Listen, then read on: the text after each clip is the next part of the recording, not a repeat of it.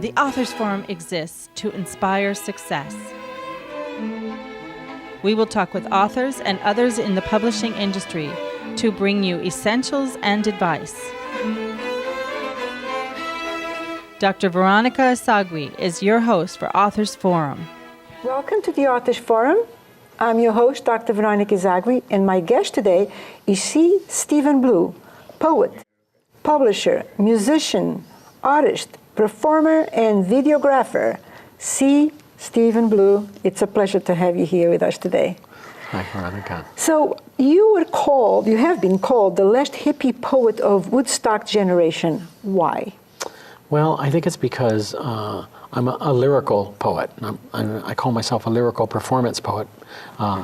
My poetry is unlike a lot of the modern poetry. It stands more at the crossroads of poetry and music. And much of my sensibilities come from the streets of the 1960s when I grew up, and the rock and roll that I grew up with. Right. A lot of poets who are lyrical poets will relate their poetry to the beat poetry or jazz. Well, mine's much more related to rhythm and blues and rock and roll. So that's the type of your poetry. When you say lyrical, Yes. What does that mean? Lyrical in the sense that I'm what they call a natural poet. As opposed to studying literature in college, my poetry has always poured out of me since I was a little boy. Since I was I won my first poetry award when I was 12 years old. 12 years old. Yes. Who sent it out? It was actually at the city I grew up in. I went to a school called Longfellow Elementary that was actually named after a poet. And I studied poetry even in 4th grade. And it was the library across the street had a poetry program. That's where I first did my first writing and reading, and that's where I won my award. It started growing from there. What was the name of it? Do you remember? It was called the Pegasus Poetry Award. Wow, that sounds pretty nifty. And that was in Pasadena, California, growing up there. So tell us a little bit about your history, your background and so on. Well, let's see. I lived in Los Angeles all my life until about 8 years ago I moved to Oregon to retire with my wife. But I grew up in Pasadena, California, and then right at the beginning of high school I moved to Hollywood and graduated from Hollywood High School. I was one of the original hippies on the Sunset Strip back in the 60s. I worked in a teenage nightclub when I was 16 years old. Wow. I danced on television all through high school. Tell us a little bit about that. Well, back in around the middle 60s, just before the hippie era and the summer of love, dancing was very, very popular and made popular on television by Dick Clark in Philadelphia. I remember him. with American Bandstand. Yeah. Well, in the early 60s, American Bandstand moved to Hollywood from Philadelphia, and Dick Clark broadcast there from ABC Studios, and I ended up got on the show by a friend in high school and ended up being one of the regular dancers on his show. And then there was another show that was an offshoot of that with the host Casey Kasem. You might remember him from I remember him. American Top 40. And that show was called Shebang. I also danced on that show. Did you get kind of like get to know those two different hosts? And what was the difference between the two of them? Well, Dick Clark was much more of a businessman, and he had a big production company. He produced all kinds of shows. Casey Kasem was more, I think he was more really in tune to the rock and roll music as it was coming up, the new bands, the new groups. He introduced a lot of them on his show. And so I went from that. I actually got married right out of high school, had kids at a very young age. Then I got into stage production. Having grown up in Hollywood, it was a natural avenue for me. And I ended up behind the camera, behind the scenes, doing stage production in live theater and television for 27 years. Wow. And that was my career. So you worked with a few rock and roll stars, and absolutely. Can you mention some names, or is that kind of like a taboo? No, you can mention a few if you like. Eric Clapton, that was my favorite one, and the Beatles, and there was a whole bunch of them. Of the Beatles, I did meet one Beatle. I met Ringo Starr one time. Right. But met Eric Clapton a few times. We actually worked together on a musician's benefit in the late 80s, early 90s. But let's see, some of the others that I worked for were like Santana. As a matter of fact, Santana was one of the bands who used to play free in the park. In the 60s, we had, during the hippie era, we had things called love-ins or be-ins, and bands would come and play in the park on Sundays for free, even though they were well-known bands. And because Santana used to come and play at our park, it was called Griffith Park in Los Angeles.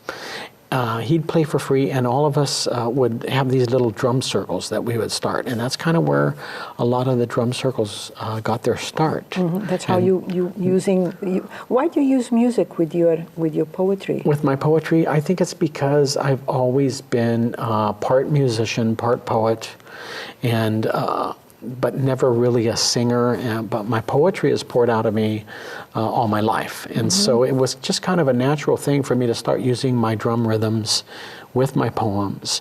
And also a lot of my poems are similar to songs. I actually have a series called Wordsongs.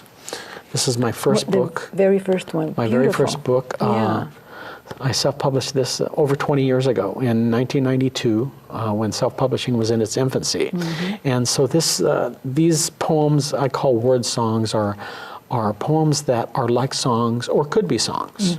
And so I have ended up over time putting music with my poetry and hand drums with my poetry. And so when I read, I like to perform my poems instead of just reading them. Right, like the way you're going to be doing next.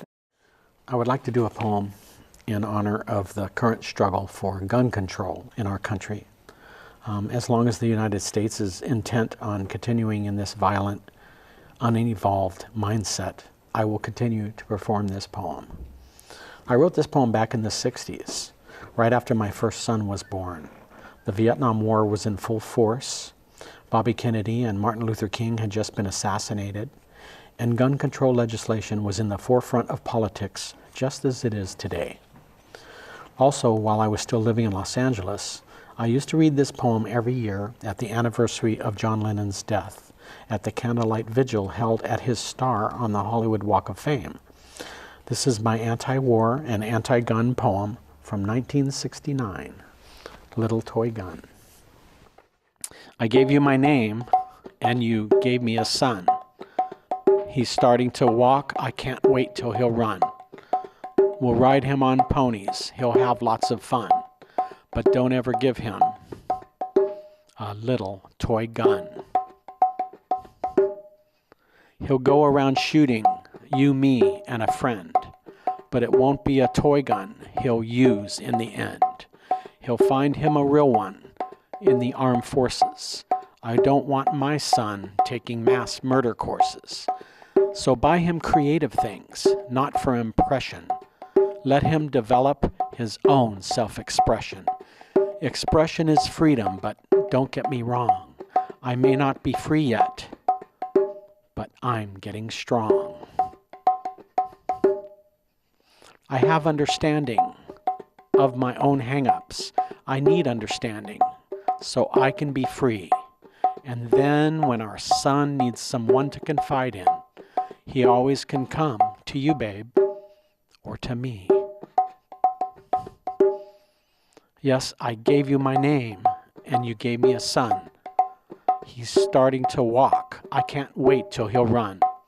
We'll ride him on ponies. He'll have lots of fun. But don't ever give him a little toy gun. That's my anti-war poem. Picture a hopeless drug addict, isolated in his loneliness, sitting in a chair, staring out his window, dreaming about a world he cannot participate in, wishing he could find a way out, crying in his lonely desperation. This is called Chair Dreams.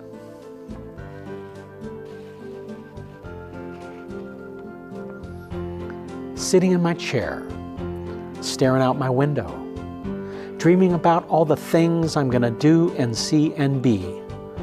You're gonna love me, and it's going to be the best love ever. If I could just get out of this chair and get it together. Chair dreams, take me here and there. Chair dreams, take me everywhere. Chair dreams, seem so crystal clear for a moment, but then they're gone again, and it's just another chair dream.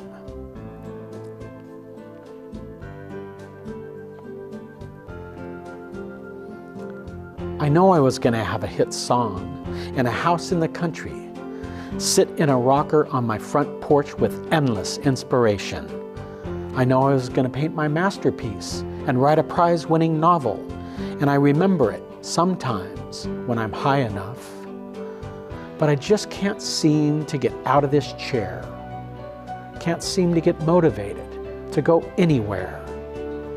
And my dream slips away to the back of my mind till another day when the right combination finds my chair dreams. Chair dreams, take me here and there. Chair dreams, take me everywhere. Chair dreams seem so crystal clear for a moment, but then they're gone again. It's just another chair dream.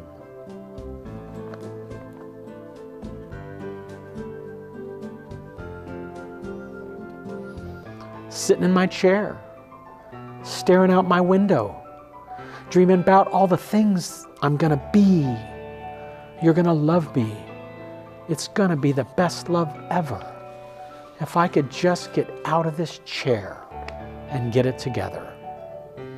Yes, my chair dreams take me here and there. My chair dreams, they take me everywhere. Chair dreams seem so crystal clear for a moment, but then they're gone again. It's just another chair dream.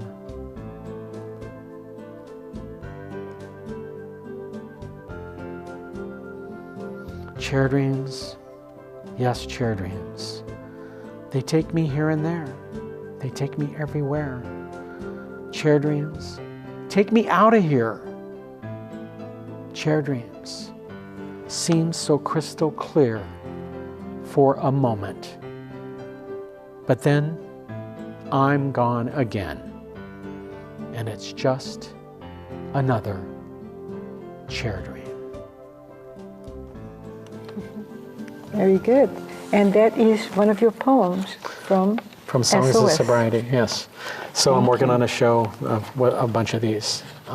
This one is kind of from the first stages of recovery, when somebody's still struggling, maybe before they're willing to let somebody lend a hand, before they're willing to reach out When for they're help. still in the chair. Yeah, when they're still in that basically, chair, struggling. Thank you. Thank you for sharing that with us. You've written 4 books, but you actually have written, you've published for others too. Can you tell us a little bit about the books that you've written? Okay. Their titles and so on, and your latest one also. So, as I said, Wordsongs was my very first Wordsongs, book. the first one. And then in 2012, I took up publishing in retirement. And Wildweed is the first one I published after Wordsongs, and this was in 2012. Now, this is the only book of my books that I actually hand make myself in my studio. I use really nice paper and a little intro leaf of handmade paper on the inside. And so although Wordsongs the series is kind of like song poems, Wildweed is more a diversity of the different types of poetry I write. There's several themes in it.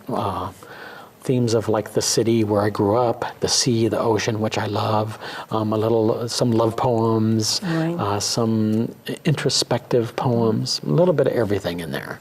And they make perfect gifts. You can carry them in your purse or in your back pocket. And then the next book that I published was Black Tights. Black Tights is it's kind of erotic and romantic poetry. But these are vignettes. They're like little, there's about 6 or 7 little stories in the book, all told in verse, of like young love and heartache and lust and all of the good stuff yeah, that has to do with that. But the book I'm promoting the most right now is Songs of Sobriety. Okay, and why is that? Well, Songs of Sobriety took me over 20 years to write. It's basically the journey of the first 10 years of recovery, but told in verse. So it's kind of, it takes you on the journey of the struggle to get, in my case, clean and sober, and then the foundation you get in recovery when you start to learn again about your emotions and getting your life in order and how things work for you and how you feel about things. And as you get a stronger foundation in life and your life starts to get back on track again. So this kind of chronicles that whole journey of the first 10 years in the recovery process. Congratulations, that's awesome. Thank you. What a beautiful job. And it's based on my experience. I have over 26 years now, clean and sober, from alcoholism and drug addiction. But basically, this book can help anybody from any kind of, that's in any kind of recovery or struggling with any of life's problems. You know, there's some inspiration in here, I think, for everyone.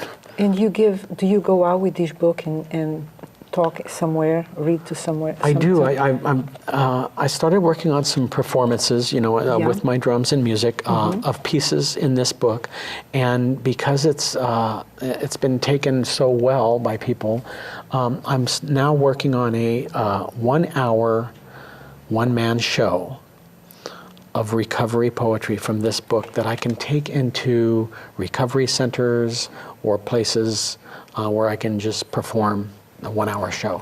And where can someone get hold of you for that, if they wanted to get in touch? They could find information on my website. Always my latest information is there. What is the name of your website? And that is wordsongs.com, named after my first book. So it's wordsongs.com. There you go. Excellent. And tell us a little bit about I'm puzzled by the pendant you have hanging. Oh, this is, again, a throwback to my hippie days. I actually created this symbol in 1966. And I took the symbol of the peace symbol and put it together with the symbol for man and the symbol for woman, and I call it Peace Between Man and Woman. Beautiful. And it's seemed to have gained popularity recently, so I made these pendants, I've made some stickers and some t-shirts, and I'd like you to have these and some copies of the stickers. This is awesome. And also I'd like you to have a copy of my book, Songs of Sobriety, as well. This is wonderful. I don't know what to say. Thank you. Thank you. Thank you so much. This is great. I will put it and value it, and I thank you. I'll pass the word around on that too. So tell me, you host and organize poetry events.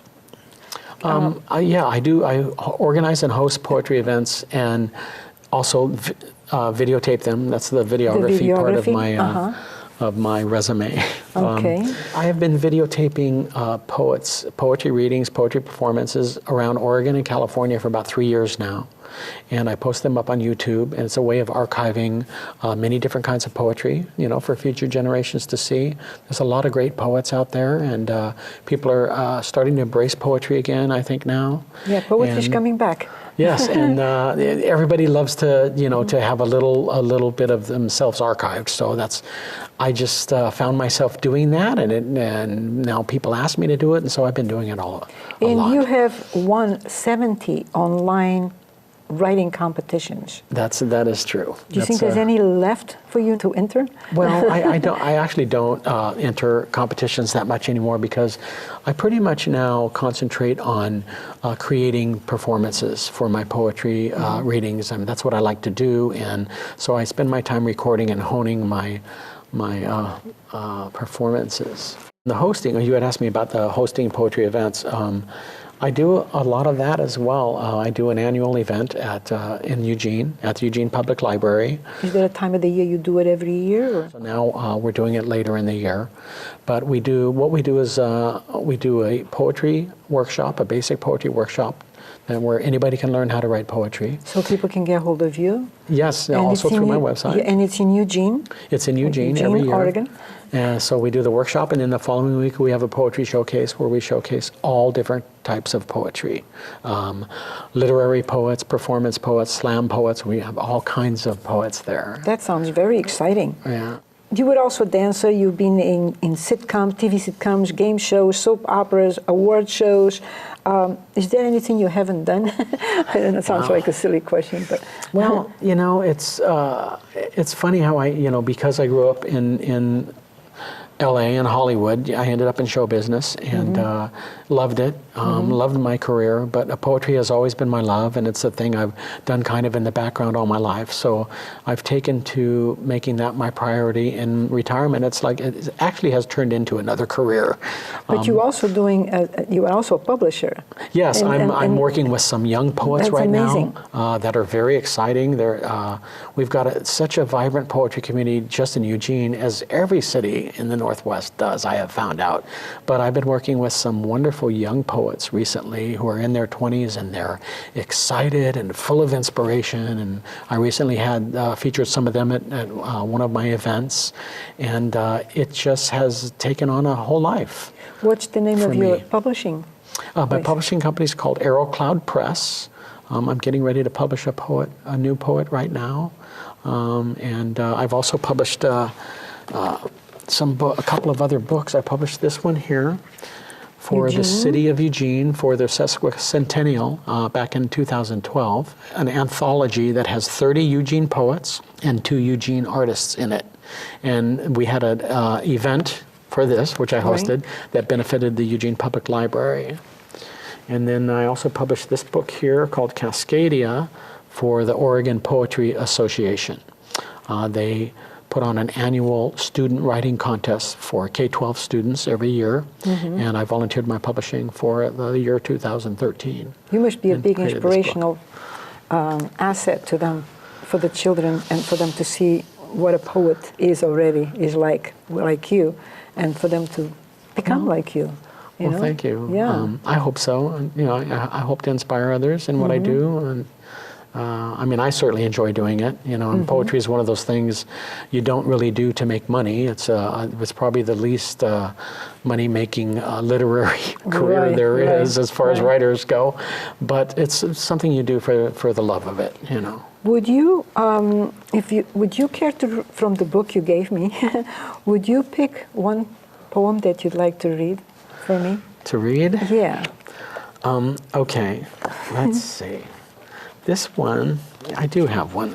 This is kind of after you've been in recovery for a while and you realize that it's working in your life, you see the other people in the recovery community, which we like to call a fellowship, the fellowship of recovery. Okay. This poem's kind of about the fellowship. It's called Modern Miracles. Modern miracles walk through meeting halls, grateful to be alive. Sparkling eyes sent forth to each other for help and comfort in times of trouble. Modern miracles brought together by a common problem, bonded by a common belief. Modern miracles bringing hope through faith and spirit. Society's children shaken and stirred, once bereaved, now reprieved, live and breathe. Modern miracles. Thank you. Thank you very much. Thank you. Any plans for future publications? Yes, it's amazing as much as I'm doing and as busy as I am and all the things I have in the pan, so to speak, in the frying pan. I've got 2 books of my own I'm trying to put out this year, 2 more new books. I have enough material for 20 books. I hope to get them all out there. Good. Like I said, I've been writing all my life. I'm publishing a new poet coming up, and I have already ideas for 2 new anthologies, one with an artist and one with other poets. So quite a lot of publishing ideas coming up. I liked the way these book here that you've written, the last one, I like the way you've drawn around it. Did you do that, or did you have an artist do that for you? No, I did that. That's all my own creation. And the music? Yeah. That's the artist side of me. I mean, I've dabbled in art all my life too. There's a couple of pictures of my drawings in some of my books. Also, you're also an artist, but of course. Here's one from one of my poems that I did in the back of Wildweed, and I actually drew this picture when I was 18, but it relates to one of the poems that's in the book, which is why I put it in this book. But I actually kind of have combined my art into my books now. It's gone into my publishing. It goes into creating my covers, creating the manuscripts, designing the font, designing the textures, everything. What advice would you give to the poet that's just starting? Well, my advice might be different from others. A lot of people feel you should learn the craft of poetry, learn the different formats, learn the different structures, learn the different forms, and learn how to write properly. And although that is important, although craft is important, I think that the artistic side of poetry is as important, which means the inspiration. Write what comes from your heart. Write what you feel. Write spontaneously if you can. I mean, I do a thing that I call automatic writing. It's one of those things that has poured out of me since I was a kid. I'll have poems that come right out of dreams. When I wake up in the middle of the night, I'll have something in my head. I can't write it down fast enough before it's gone. Or sometimes I'll do automatic writing. I will sit down at a keyboard on my computer. I will close my eyes and if you know how to type, you can do this. You have to learn how to type first. And I'll blindly type just whatever comes in my mind. And to me, that's spontaneousness. That's where a lot of inspiration comes from, the spontaneity. I would encourage the young poet to speak from their heart and try and get in touch with that spontaneity if they can. I think it's very important. Cool. And is there any organization in Eugene where poets can gather, like once a month meeting or something, where they can basically support each other? Network? In Eugene? Oh yeah, there's several. Lots of them? I go to a poetry open mic every week. It's called Carry On at Cush. It's at a cafe there, and they have a wonderful, from young first-time poets all the way up to seniors. And then we have two wonderful writing organizations that are open. One is mainly a poetry organization. That is the Lane Literary Guild. They have a reading every month at the library. They sponsor wonderful poetry from all over Oregon, all over the states, actually. And the other organization is the Willamette Writers. They're also at least statewide. I think they're based in Portland. Here in Portland, yes. But we have in Eugene, the chapter is called the Mid-Valley Willamette Writers. They have a meeting once a month, and they encourage all types of writers, novelists, fiction writers, nonfiction memoirists, That's perfect. Poets. That's wonderful. I'd just like to say thank you for having me here. Oh, you're very welcome. Thank you for the wonderful work that you're doing. You gave me a wonderful opportunity to be involved in the Northwest booksellers with the book festival you do every year. It was my pleasure. We had lots of fun. Yeah, we did. Awesome. We did, it was awesome. and I'm going to continue doing that. That's wonderful. And also in doing that, it enabled me to learn that type of setup. Doing that kind of book festival has helped me in doing other festivals as well. Yeah, it's a tough one to be out in. But once you start, it's just like it keeps growing, right? Yes, and I think it's a wonderful opportunity that you're giving authors and publishers here with this forum, and I really appreciate you having me here. Thank you. C. Stephen Blue. I like saying that. C. Stephen Blue. That's like Thank you for being here. C. Stephen Blue. I like that. Thank you, Veronica. Thank you for being here. Until the next Authors Forum, have a most inspiring week. Thank you.